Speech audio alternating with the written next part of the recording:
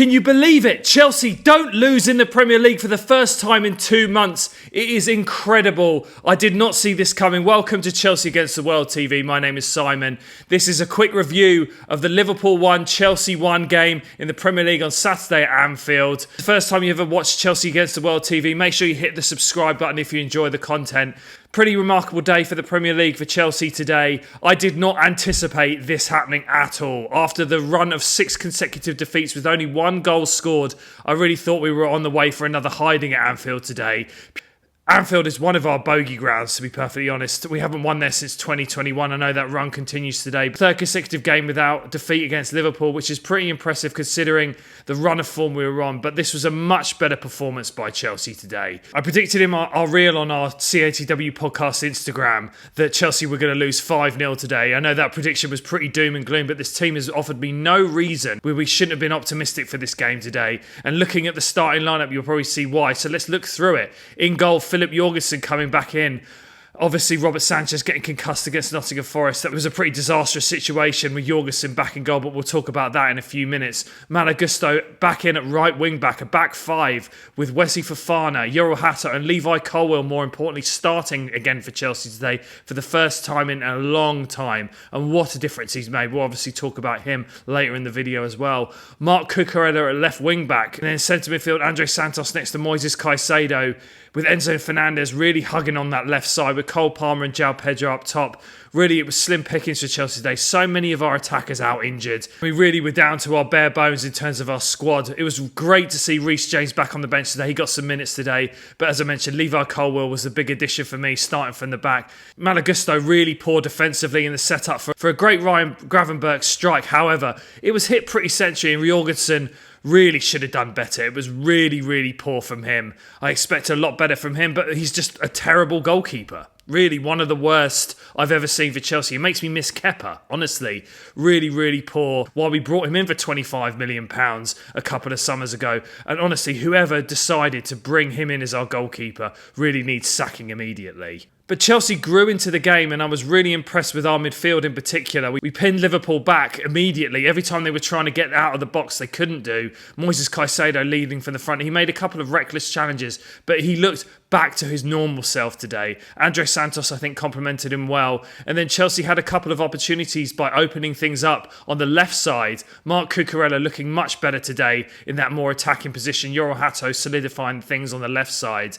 But Cucurella had an opportunity, which was a good save by Mamardashvili. Then another great ball across as well. Chelsea really did feel like the goal was coming. They were quite unlucky not to get anything in that first few minutes after the Liverpool goal, to be perfectly honest.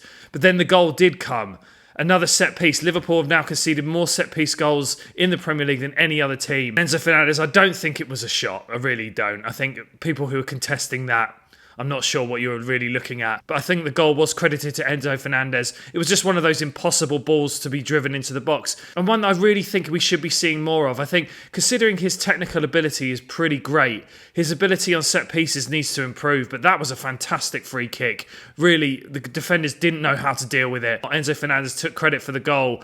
And really, it was deserved. And Chelsea were quite unlucky not to get a second goal before half-time. Enzo Fernandez brilliantly put through by Moises Caicedo. And then Enzo Fernandez with a great first touch, but just couldn't put it past the goalkeeper, hit it straight at him. But Chelsea were the better team in that first half, and I was quite impressed with how we responded. Considering every other game this season when we've had a bit of adversity, we just capitulate. It was the opposite this time. The second half, Liverpool did make some tactical changes. I think they got back on top pretty much straight away. Chelsea really didn't have much on the bench, but it was great to see Reece James come back on in midfield for Andre Santos. Really, he makes such a difference to this team.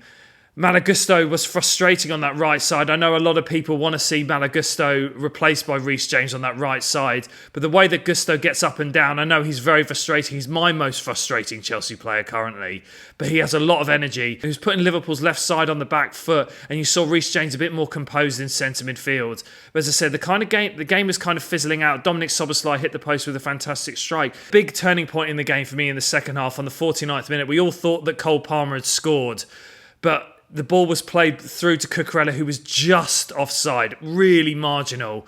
And that was really unlucky because it was quite a good finish from Cole Palmer with a lot of Liverpool defenders surrounding him. I thought of that judge here really was going to be Liverpool's day after that. Considering the way that we've playing, I thought we would just capitulate immediately after. But we did hold strong, and I think you have to give credit to Levi Colwill for solidifying the defence. He made everyone look better today. Wesley Fofana looked back to his normal self as well. Yoro Hato impressed me again, actually. But then there was a key moment in the second half where, honestly, Chelsea should have had a penalty. João Pedro, really great solo play, taking it into the Liverpool box. And I think he was fouled by Jeremy Frimpong. Frimpong did not take the ball at all. Whether he meant to foul him or not, he did foul him in the box. And it really should have been a penalty. Honestly, I thought to myself, if that was any other stadium, that would be a penalty. But Anfield, the crowd is just on the referee's side the entire time, and I really didn't like it. And they kind of just fizzled out into a 1-1 draw. I think the Liverpool fans were very unhappy about how they were playing. Honestly, it was a pretty tepid game. Chelsea and Liverpool, not the great sides of old, really. It was a poor quality. It reminded me of two bald men fighting over a comb for a lot of it. But really, Chelsea had to stop the rot of these defeats, and thankfully they did. 2 games against Liverpool this season without any defeats.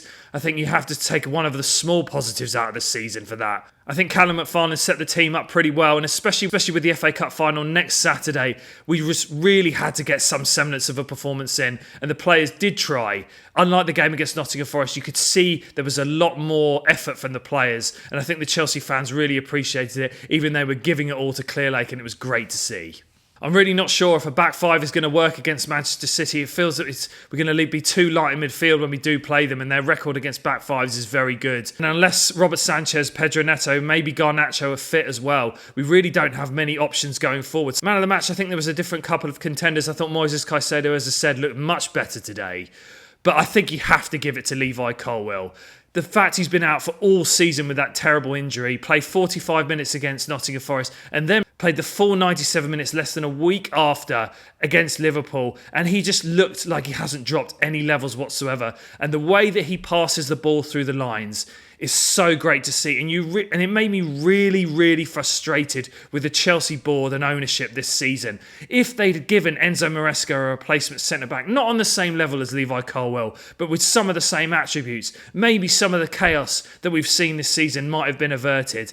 But this ownership really needs to learn, and I'm not going to take one better result as a proof that they're doing anything right. They need to change course of action immediately. And if Xabi Alonso is the new manager, which is likely that he will be the new Chelsea manager next season, you need to back him properly with the players that he needs, not like how Enzo Maresca and then Liam Rosenior was thrown to the wolves. If you've enjoyed the video today, make sure you hit subscribe and you follow our social media channels. We're at CATW Podcast on Instagram and TikTok and Facebook as well. We'll be back with a full-length episode of Chelsea Against the World podcast, which you can get on Spotify and Apple Podcasts or wherever you get your podcasts from. But thanks for tuning in to Chelsea Against the World TV, and I'll be back with a new video to preview the FA Cup final next Saturday against Manchester City. Keep the faith.